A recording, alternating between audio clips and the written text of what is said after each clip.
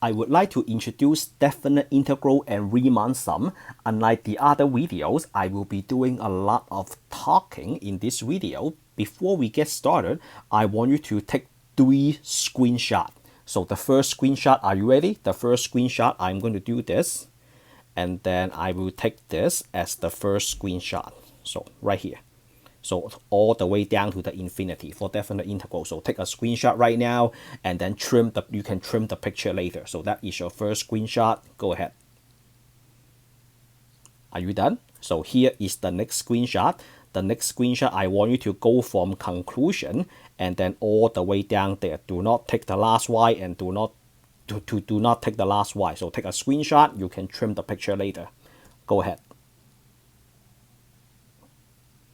Done.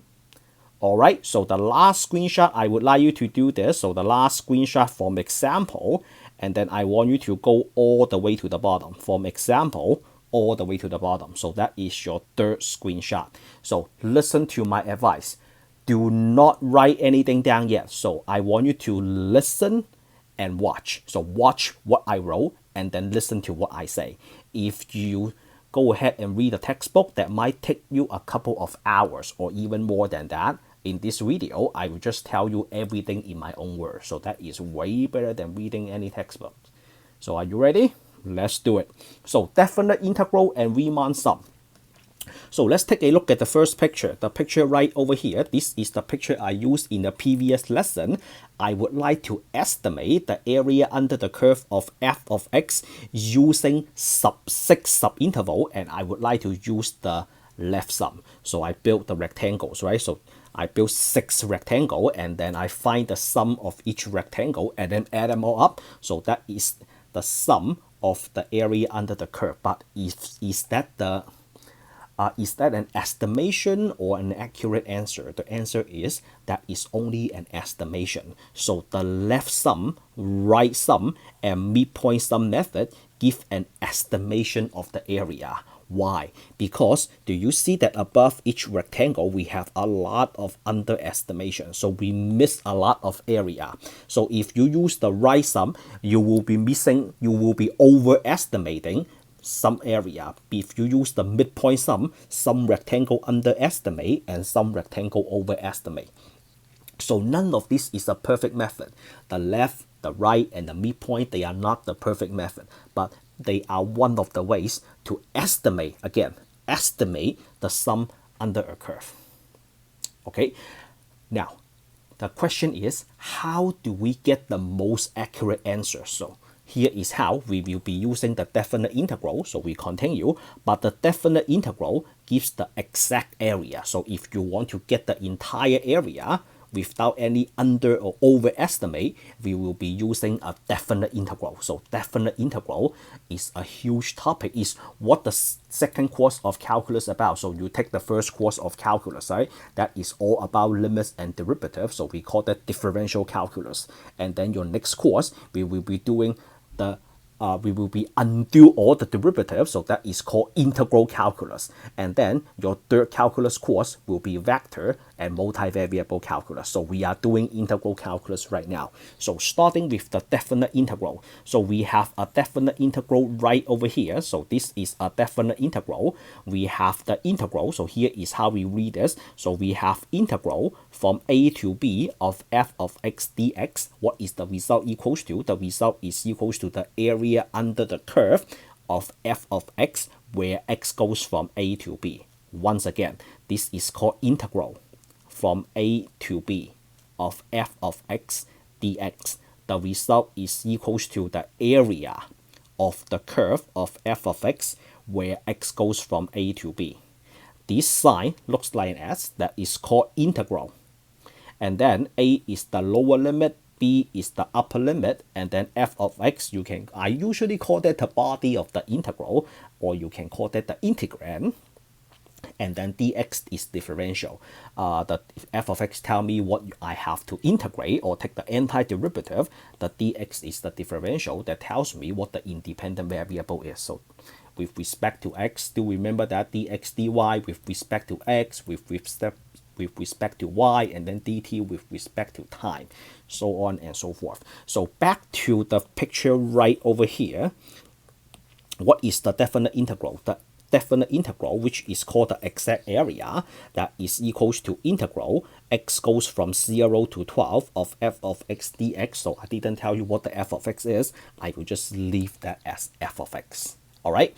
And then one other thing that we talked about in the past is I have used 6 subinterval, right? Do you still remember this? For the number of subinterval, you can the more is better. So if you use more subinterval, you will be able to minimize the under or over estimation. So here is a picture. I have 2 graphs.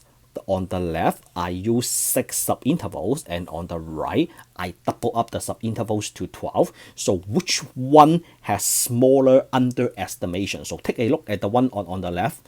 Just use a common sense. Do you see that from 1 to 2, I have a piece of underestimation right over here? Do you see that? And then as we move on, looks like the underestimation is getting smaller and smaller. But what if I divide this one rectangle into 2 rectangles? So I just divide this into 2 rectangles. Do we agree that the underestimation just got smaller? So that means if you, instead of using 6 or 12 subinterval, it is good to use maybe like a 20 subintervals, 50 subintervals, 100 subintervals, or even 1000 subintervals, right? So more is better for the number of subinterval. But if you are using 100 or 1000 of subinterval, we have a long expression to write. We have to add up the area of many rectangles. So that is the trade-off. If you use a small number of subinterval, the job can be done quickly, but the result is not too accurate. If you use too many subintervals, the result is accurate, but the trade-off is you have a lot of work to do. So we just jump to a conclusion. N is the number of subinterval, the underestimation, or I should add this, the under or the overestimation. So the underestimation and overestimation is minimized as the number of subinterval goes to infinity. So you have to use infinitely many subintervals, and then the under and over estimation will be minimized. So you should just add that to your screenshot, right? And then here is the concept of Riemann sum. So for Riemann sum, so in math, the sum we will be using this sigma. So this is a Greek letter, it's a sigma. So let's do the integral, the definite integral. So we have definite integral right over here. So we have a definite integral from a to b of f of x dx that is equals to limit as the number of subinterval goes to infinity, and then I have a summation where I goes from 0 to n minus 1.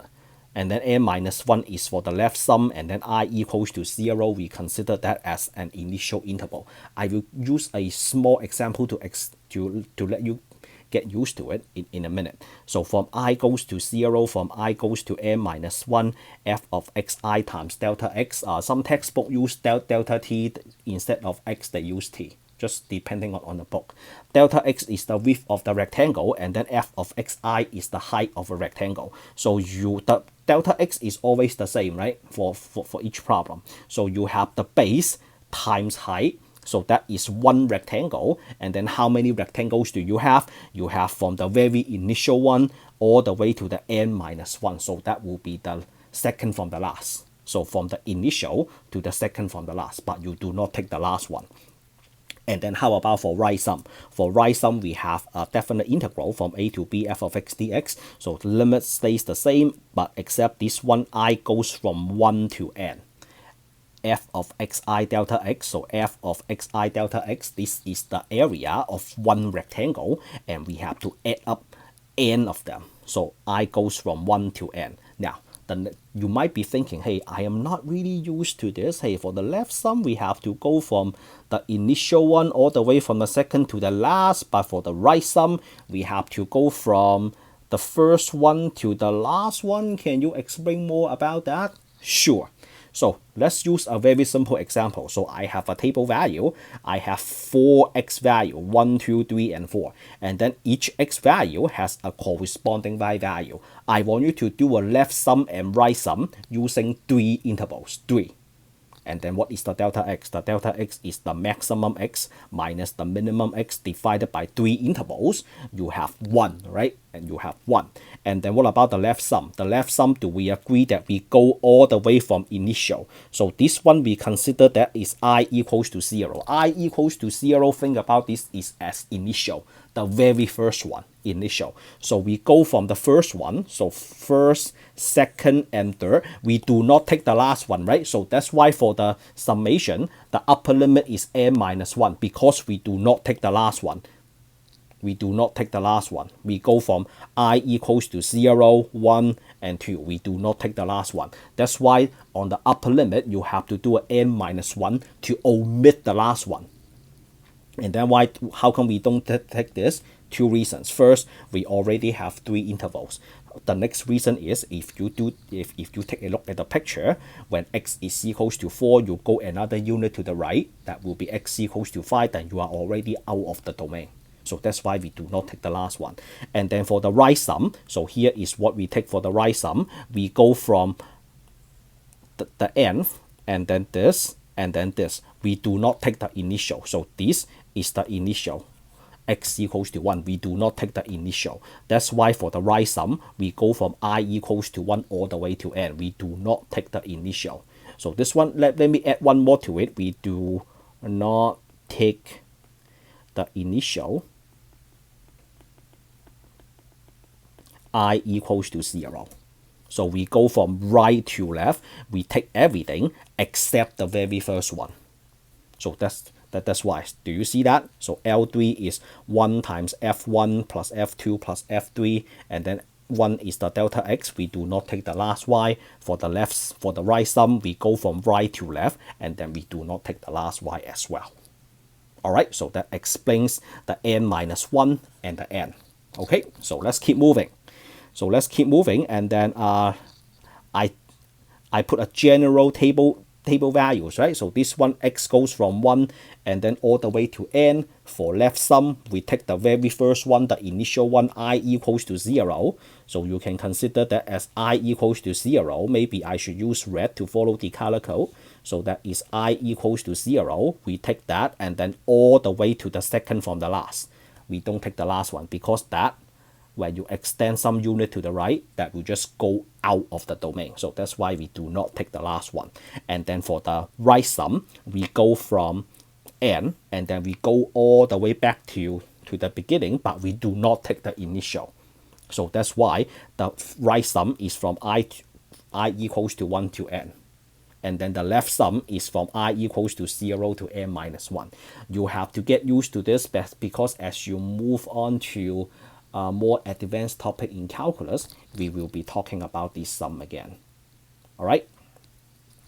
Okay. The last thing is a quick review in case you don't remember how the sum works. So this is a summation. I goes from 0 to n of xi. Summation means plus. So that is I equals to 0 plus I equals to 1 plus I equals to 2, and then you go all the way to the nth term. You add them all up. And then how about I equals to 1 to n? Then you start at 1, you omit the 0. We do not add the initial one. We go from I equals to 1, and then 2, and then all the way to n. So this is I from 1 to n. This is I from 0 to n. And then what goes here? What goes here? The second from the last. So that is x n minus 1, right? And then this one you have x n minus 2, and that's how you count backward. Alright, so that is the end of this video. Hopefully I saved you a couple of hours from reading the book and understanding definite integral and Riemann sum for the book, because most of the book they present this material in a pretty complicated way. If this is what you like, give me a thumbs up, give me a subscribe, and I will catch you all in the next video. Signing out.